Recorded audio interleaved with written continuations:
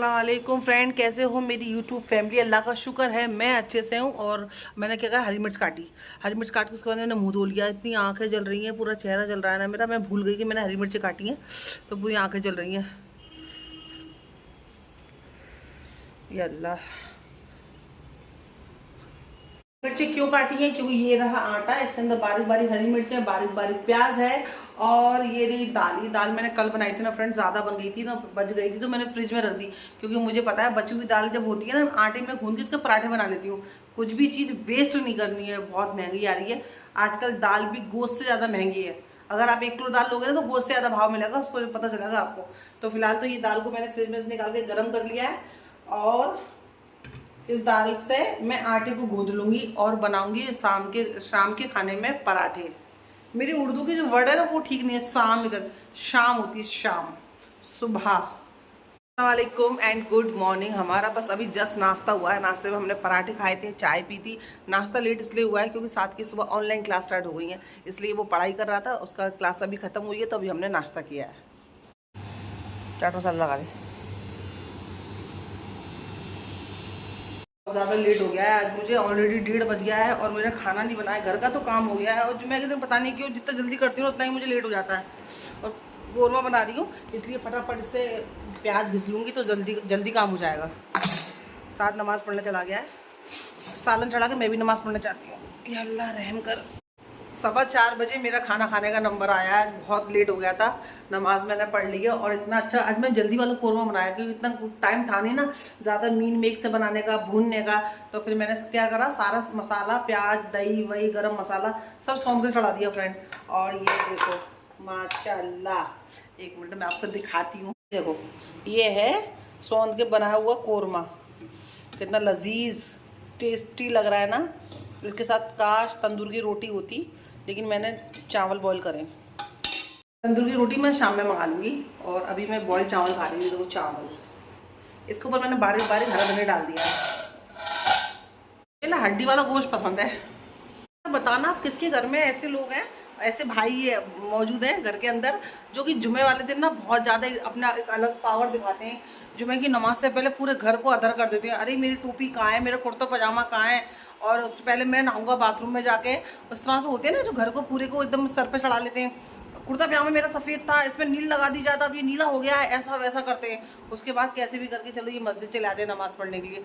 नमाज़ पढ़ के आएंगे ना, ये तो अलग दिखाएंगे पावर में, जाने क्या मतलब अलग ही चीज़ करके आएंगे। और खाना चाहिए तैयार हो गया, तैयार मतलब नमाज के बाद तुरंत उनको दस्तरखान पे खाना चाहिए। वही मनपसंद खाना चाहिए। उस दिन उनके लिए चिकन, मटन, बिरयानी, कौरमा होना चाहिए। और एक अलग ही पावर में दिखाएंगे, भाई हम नमाज़ पढ़ गया है। फिर बड़ा आराम से यहाँ बेचारी औरतें पूरा घर संभालती हैं, जुमा हो या दूसरा दिन भी हो, खाना पकाती हैं, घर का साफ़ सफाई करती हैं, खुद भी नमाज़ पढ़ती हैं, और बाकी की आयतें भी पढ़ते हैं। हम लोग कोई अकल नहीं दिखाते, बिल्कुल नॉर्मल रहते हैं, ठीक है। ये लेकिन कुछ लोग घर के ऐसे होते हैं, आदमी लोग जो नमाज जुमे वाले दिन मैं अक्सर कर देखी हूँ, मेरे खुद के घर में भी, कि नमाज वाले जुमे वाले दिन पूरा घर आसमान पर उठा लेंगे कि भाई आज तो जुमा है, और जुमा सिर्फ इनका ही है, इनके लिए, इनको अलग ही कुछ करना है जुमे वाले दिन। तो ऐसे लोग आपके घर में है तो मुझे ज़रूर कमेंट। फिर से माशाल्लाह से इतना अच्छा मौसम हो गया है, तो चलो छत पे आके आपसे बात करती हूँ मैं। जिस दिन फ्रेंड मैं ज़्यादा अच्छे से खुश होती हूँ, जिस दिन सुबह उठती हूँ तो थोड़ा सा अच्छा फील होता है, चलो आज कोई पंगा नहीं है, सब कुछ ठीक है। तो उसी वक्त ना मुझे कुछ ऐसे सुनने को मिल जाता है फ्रेंड कि मेरी आंखों से झड़ एकदम से मीना कुमारी टाइप के आंसू निकलने लगते हैं, और मेरी आंखों में आंसू बहुत जल्दी आ जाते हैं। मुझे लोगों की बातें बहुत जल्दी चुभ जाती हैं, मैं चाह के भी इनको इग्नोर नहीं कर सकती हूँ। वैसे लोग कहते हैं कि अगर आगे बढ़ना है, आगे जाना है, तो बहुत सारी चीज़ों को इग्नोर करना पड़ता है, लोगों की बातों को इग्नोर करना पड़ता है। लेकिन आसान नहीं है लोगों की बातों को इग्नोर करना, क्योंकि वो लोग हमारे बारे में बातें कर रहे हैं, हम हमारे कैरेक्टर को लेकर बातें कर रहे हैं। तो ऐसी बातों को इग्नोर इंसान कैसे करेगा और कब तक कर सकता है। रही बात आज की, जब मैं उठी एकदम से, मैं आपको बता रही हूँ, एकदम खुश थी अच्छे से, सुबह से हंसी मजाक चल रहा था मेरे फ़ोन पे। तो उसके बाद ही उन्होंने मुझे कुछ ऐसी बातें करी मुझसे, मतलब मुझे उन्होंने बताया कि उनसे किसी ने कहा है कि ऐसा ऐसा, मैं सोहेल को, अपने शौहर को मैं ना डरा के रखती हूँ, मेरे शौहर मुझसे दबके रहते हैं, दबके रहते हैं और डर के रहते हैं। अब बताइए फ्रेंड, मैं इस वक्त हंस रही हूँ, यकीन मानना जिस वक्त ये कानों में मेरे बात जाती है ना, और अब से नहीं, मेरे को साल हो गई है बातें सुनते सुनते, कि मैं सोहेल ना, असर की अजान हो रही है, बात करती। असर की अजान भी हो गई और ना बारिश भी हो गई, तो फिर मैंने सोचा चलो अम्मी के घर पे चल के बाकी की जो अधूरी बात है पूरी करती हूँ। फिलहाल तो अम्मी के घर में नए कप आए, जयपुर के नोएडा, ये स्टील के कप है। अम्मी एक बार ले लो, टूटेंगे नहीं, और सर्दी में तो चाय भी सही है। देखो स्टील के कप कितने अच्छे लग रहे हैं ना, और प्यारे लग रहा है। और चाय भी ऐसे नहीं मेहमानों दे सकती हूँ, ज़्यादा चाय नहीं भर के नहीं आएगी इसमें, सही आएगी। मेहमानों वाला तो ठीक है, अच्छी लग रहा है। और क्या लिया? और तुम्हारी चादर का इनका बेटा लेके आया है इनके लिए, ये इसके जूते हैं, दिखाओ ये जूते लाया। मुझे तो जितनी खुशी मैं खुद शॉपिंग करती हूँ अपने सामान की होती है ना, उतनी खुशी में दूसरे के सामान की होती है। जूते लाया, ये रहे जूते, ये उसके जूते अच्छे लग रहे हैं, कलर कॉम्बिनेशन भी अच्छा लग रहा है अम्मी। ग्रिप, हाँ ये बैठेंगे नहीं, ग्रिप अच्छी है इनकी, और कलर कॉम्बिनेशन भी अच्छा है, एकदम फ्रोजी और वाइट, अच्छा लग रहा है। फ्रेंड बताना आप कैसे लग रहे हैं। चलो अच्छा, और नहीं इसके साइज का है अम्मी, बस हमेशा अपना साइज छोटा लाता, लेकिन ये साइज सही है इसका। और तुम्हारी चादर का एक अम्मी के लिए चादर लेके आता, दिखाती हूँ। हाँ गर्म चादर सही है, सर्दियाँ ही आ रही हैं अब तो, और काम की चीज़ लाया, अच्छी भी लग रही है। हाँ अच्छी लग रही है, और सर्दियों में भी इन्हीं चीज़ की ज़रूरत पड़ेगी, दुपट्टे कौन ओढ़ेगा। हाँ लेकिन उधर से ज़्यादा, उधर की सीधी है मरून कलर की, अच्छी लग रही है। चलो बेटे इस लायक हो जाएं, और माँ को क्या ही चाहिए, अगर बेटे छोटी छोटी चीज़ें अपनी माँ के लिए ला के दें, दुआएं निकलती है दिल से। हाँ वही तो कह रही हूँ, कितनी खुशी होती है जब बेटा अपनी माँ के लिए कुछ लेके आता है। रख दो थैली में, ऐसी लगी थी ना। वहाँ पे जो अधूरी बात रह गई थी, मैं यहाँ पे अम्मी के सामने इसको बात को पूरी करती हूँ, क्योंकि ये तो कुछ कुछ बातें चुप जाती हैं। अम्मी एक बात बताओ, तुम ऐसा मत बताओ कि मैं तुम्हारी बेटी हूँ शायद इसलिए तुम वो करो, तुम सच बताना, सही बोलना, तुम मुझे सच्ची लगती होगी। मुझ पर इल्ज़ाम लगाया कि ऐसे है ना, बैठ जाती हूँ, मुझे बात बहुत बुरी लग रही है, इस मारे कर रही हूँ कि सोहेल को मैंने ना दबा के रखा है, और सोहेल को मैं डराती हूँ। और दबा देंगे अम्मी कह रही सोच और दबा देंगे, नहीं हमने सीखा ही नहीं है डराना दबाना क्या होता है। नहीं सोल ने मुझे बताया, सोल से किसी ने कहा है कि तू दब के रहता, दब के मत रहा कर, तू डरा के मत रह कर, मैं क्यों नहीं, हमारे माँ बाप ने मुझे कभी नहीं सिखाया कि आदमी को मस्त रहते हैं। अब वो आदमी चाहता है, आज के ज़माने में कौन दब के किसी से रहता है, बस प्यार। हाँ हमारे रिश्ते में, मेरे सोल के रिश्ते में एक प्यार मोहब्बत है, एक इज्जत है, एक दोस्ती का रिश्ता है, और हम लोग कुछ भी काम करते हैं ना एक दूसरे को पूछ के करते हैं, चाहे कभी काम गलत होता है कभी अच्छा भी होता है, एक्सपीरियंस हो जाता है। हम लोग बिना सोल के मैं कुछ भी काम नहीं करती हूँ फ्रेंड, यकीन मानने में दुपट्टा भी लेके आती हूँ, पहले सोल से पूछती हूँ, सोल को वहाँ पर दुकान में, ये तो मेरा मजाक उड़ाते हैं, हर चीज सोल से पूछेगी और हर बात सोल को बताती है।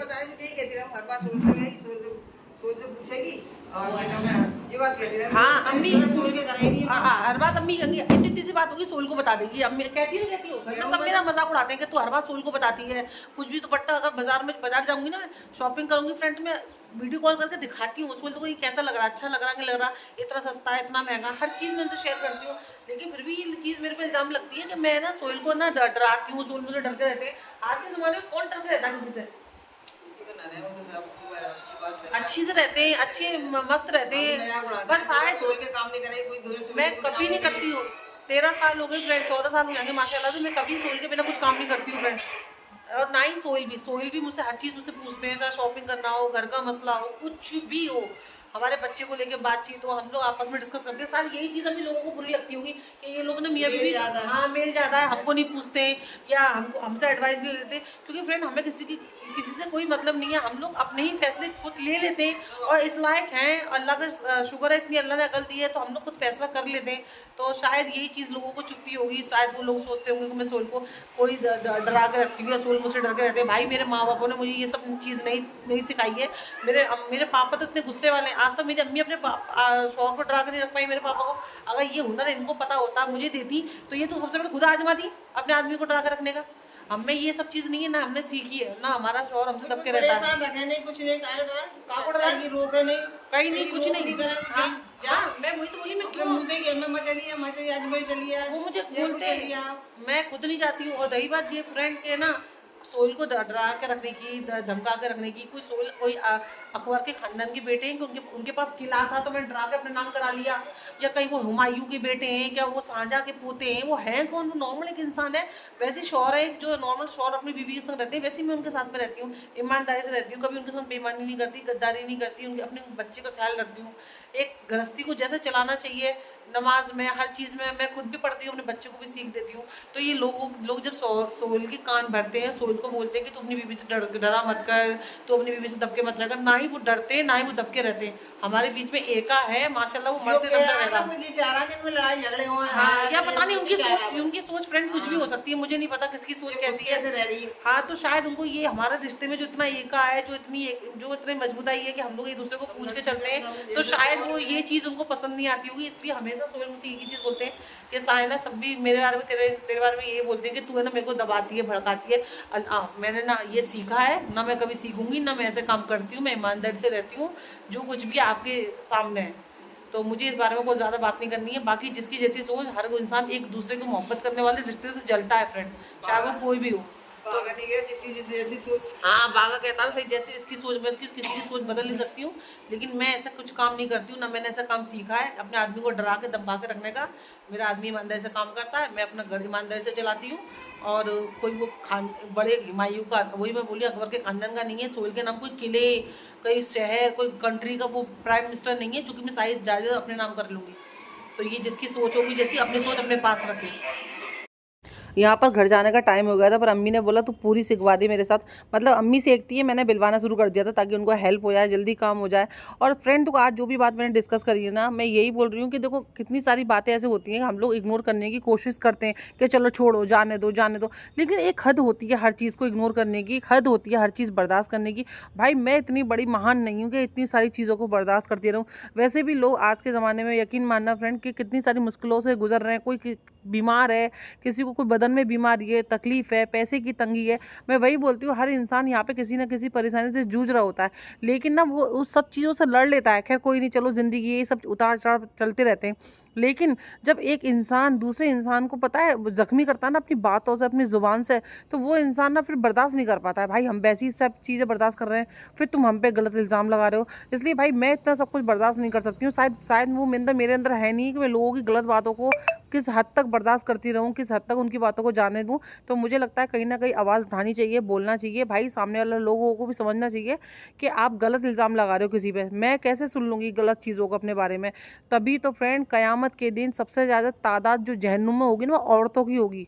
सबसे ज़्यादा जहन्नुम में जो तादाद जाएगी ना, बहुत बड़ी तादाद होगी औरतों की। इसी वजह से कि एक औरत दूसरे औरत पे इल्ज़ाम लगाने से पहले सोचती नहीं है, एक औरत दूसरी औरत को जलील करने से पहले ज़रा भी नहीं सोचती है। तभी तो आप सरकार ने कहा है कि सबसे ज़्यादा क़यामत के दिन औरतें जाएंगी जहन्नुम में, क्योंकि उनकी ज़ुबान उनको वहाँ तक पहुँचा देगी, क्योंकि वो ज़रा भी नहीं सोचती हैं हमको किसके बारे में क्या कहना है, कब बोलना है। क्या ज़ुबान है, इसका मतलब ये नहीं कभी भी किसी के बारे में उठ के आप कुछ भी बोल दोगे, ये नहीं होता है। अल्लाह ताला ने आपको ज़ुबान इसलिए नहीं दी है कि आप कभी भी किसी को गलत इल्ज़ाम लगा दो। भाई मैं ऐसी नहीं हूँ, ना ही मेरे माँ बाप ने ऐसे सिखाया है, ना ही ये सब चीज़ें मैं अपने सब सोचती हूँ। मैं अपनी लाइफ में खुश हूँ। अल्लाह।